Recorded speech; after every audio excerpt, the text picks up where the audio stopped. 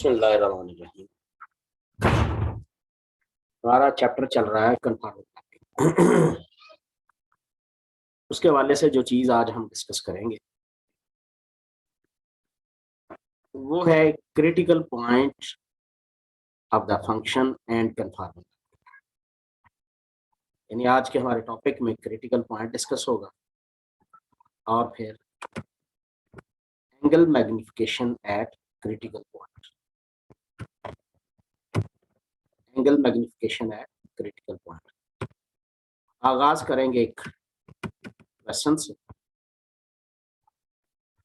The entire function f of z equal e raised power z is conformal at every point in the complex plane since f dash of z equal ez non-zero for all z in C।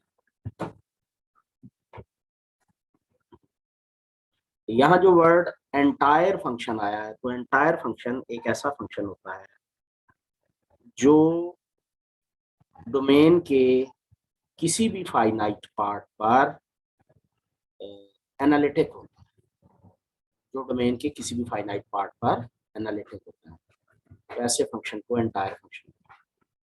E raise power जी एक exponential function, ये complex plane के हर point पर confirm है क्योंकि उसका first derivative हर complex plane के हर point पर non zero है। तो इसका मतलब है जो एंटायर फंक्शन होते हैं वो यहाँ से एक रिजल्ट कायम हो गया। क्या रिजल्ट कायम हुआ कि entire function is always conformal. दूसरी बात, एक और एंटायर फंक्शन है G of ji equal G square, ये कन्फर्मल है at all points G and G non, जब तक जी नॉन जीरो पुट होगा तो जी इसका फर्स्ट डेरिवेटिव नॉन जीरो होगा। तो इस ए पार्ट में कम्प्लेक्स प्लेन के हर पॉइंट पर कन्फर्मल है, जबकि दूसरे पार्ट में ये जो बी पार्ट है, ये जो एग्जांपल है G of ji equal ji square, ये हर पॉइंट पर कन्फर्मल है मगर वो नॉन जीरो है। आइए अब देखते हैं क्रिटिकल पॉइंट्स क्या होते हैं। The function z of ji equal ji square is not conformal at z not equal zero, यानी ये फंक्शन जब हम ऐसा पॉइंट कम्प्लेक्स नंबर पुट करें जो कि जीरो हो, जी नॉट इक्वल जीरो पुट करें तो फिर ये कन्फर्मल नहीं। रीजन क्या है? रीजन ये है कि फर्स्ट डेरिवेटिव में जब ये जीरो पुट होता है तो फर्स्ट डेरिवेटिव जीरो हो जाता है, इसलिए फर्स्ट डेरिवेटिव चूंकि जीरो पर जीरो हो जाता है तो ये जीरो पर कन्फर्मल नहीं है। If a complex function f is analytic at a point z naught and if f dash of z naught equal 0, then this z naught is called critical point of f। यानी critical point के हवाले से अब information सामने ले आया है कि अगर कोई कम्प्लेक्स फंक्शन एनालिटिक हो मगर उसके फर्स्ट डेरिवेटिव में पॉइंट पुट करने से फर्स्ट डेरिवेटिव जीरो हो जाए, तो जिस पॉइंट पर फर्स्ट डेरिवेटिव जीरो होगा वो पॉइंट इस फंक्शन f का क्रिटिकल पॉइंट कहलाएगा। Although it does not follow from the theorem, it is true that analytic functions are not conformal at critical point। Result ये निकला कि एनालिटिक फंक्शंस क्रिटिकल पॉइंट्स पर conformal नहीं होते। ये एक और रिजल्ट हमारे सामने आया, या एक ऐसी बात सामने आ गई जो कि हमें ज़हन नशीन कर लेनी चाहिए। एनालिटिक फंक्शंस क्रिटिकल पॉइंट्स पर कन्फॉर्मल नहीं होते। More specifically we can show that following magnification of angle occurs at the critical point. यहीं से एक नया रास्ता खुल जाता है, एक नई बात, नया कंसेप्ट जन्म देता है। उसकी बात करते हैं जी। वो नया कंसेप्ट क्या है? एक थ्योरम की शक्ल में है, angle magnification at a critical point. ये क्या चीज़ है देखिएगा, तो ये दिलचस्पी से खाली नहीं होगा ये topic. let f be analytic at the critical points z naught. एक फंक्शन है जो क्रिटिकल पॉइंट पर एनालिटिक है if for n greater than 1 is an integer, if n greater than 1 is an integer, n एक ऐसा integer है such that first derivative इस point z naught पर 0 है, सेकंड डेरिवेटिव इस z naught पर 0, थर्ड डेरिवेटिव इस z naught पर 0 और लास्टली f n minus 1, ये जो n है n minus 1th डेरिवेटिव इस पॉइंट पर भी 0, मगर डेरिवेटिव का ऑर्डर ये जो n है, अगर n की जितनी भी वैल्यू इस ऑर्डर का derivative non zero, then angle between any two smooth curves intersecting at z naught is increased by a factor of n by the complex mapping.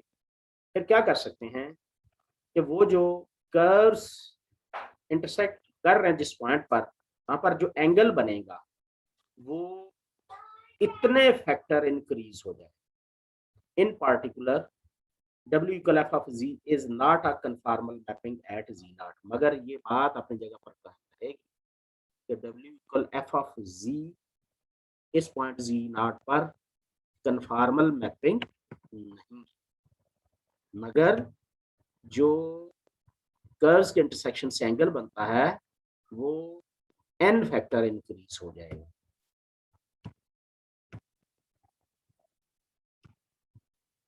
एक प्रॉब्लम है हमारे सामने,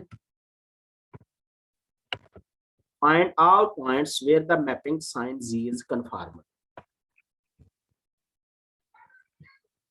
कहता है z के इस फंक्शन साइन z के ये जो मैपिंग है वो तमाम पॉइंट्स मालूम कीजिए जिन पर ये कन्फर्म.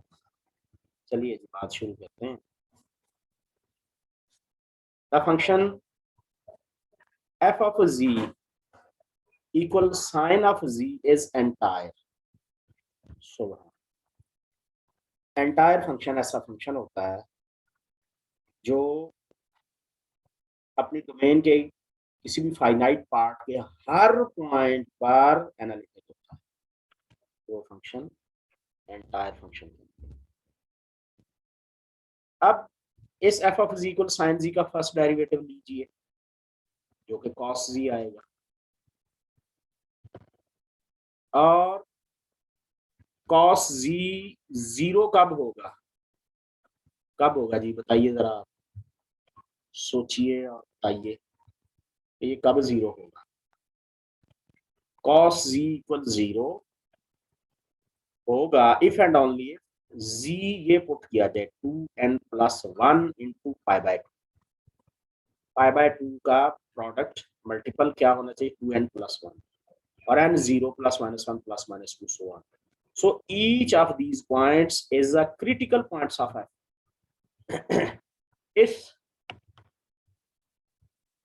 इस फंक्शन f जो है हमारा f of z equal sine z, ये जो हमारा फंक्शन है इसके क्रिटिकल पॉइंट्स हमने तलाश कर लिए 2n+1 into π/2 where n equal plus integer value है उसकी +-1 0 +-1 +-1. दीज पॉइंट्स ये सारे के सारे f of z equal sine z के क्रिटिकल पॉइंट्स.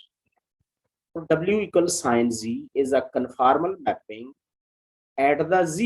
कौन से पॉइंट्स पर ये कन्फॉर्मल मैपिंग होगा, अगर z not equal 2n+1 into π/2, यानी ये आप देख रहे हैं जहां पर कर्सर है ये सारे पॉइंट्स वो हैं जहां पर f of z equal sine z जो है इसके ये क्रिटिकल पॉइंट्स. तो क्रिटिकल पॉइंट्स पर फंक्शन कन्फॉर्मल नहीं होता. तो इसका मतलब है अगर ये z नॉट इक्वल दिस हो जाए जैसे कि ये है, तो तब हमें वही सारे पॉइंट्स मिल जाते हैं जहां पर ये w equal sine z conformal होता है. w equal sine z is not a conformal mapping at z if z equal 2n+1 π/2. ये अगर z लगेगा तो फिर कन्फॉर्मल मैपिंग नहीं होता. अब इसकी डबल डैश ऑफ z देखें, माइनस साइन z +-1 आएगा क्रिटिकल पॉइंट्स ऑफ f. तो इसका मतलब है angle at these points are increased by a factor of 2. इन क्रिटिकल पॉइंट्स पर कर्व्स के दरमियान बनने वाला एंगल कितने फैक्टर इंक्रीज हो जाएगा, ये देखिए सेकंड डेरिवेटिव नॉन जीरो आ जाता है, तो इसका मतलब है 2 फैक्टर, अ फैक्टर 2 वो इंक्रीज हो जाएगा। Angle magnification at a critical point of the complex mapping W equals sin Z.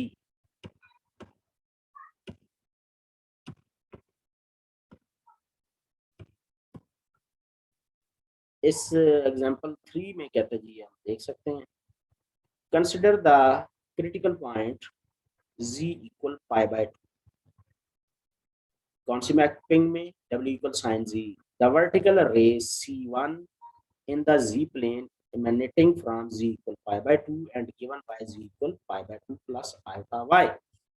ये है जी, ये Z equal pi by 2 पर कर्व 1 भी आ रहा है और कर्व 2 भी इमेनिटिंग हो रहा है, वहां से निकल रहा है, यानी कर्व वहां से सादिर हो रहा है, कर्व वहां से जारी हो रहा है onto the set of W plane given by Z equal sin by 2 cos hyperbolic y plus iota cos pi by 2 sin hyperbolic y, y positive.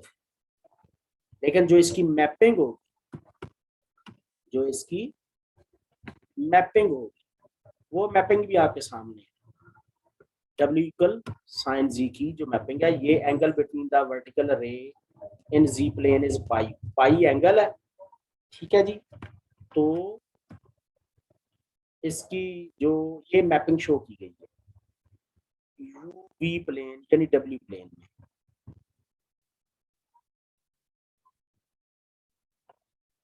image C1 dash is a ray in W plane emanating from W equal 1 से ये निकल रही है, C1 dash W equal 1 से जारी होगी, containing the point W equal 2।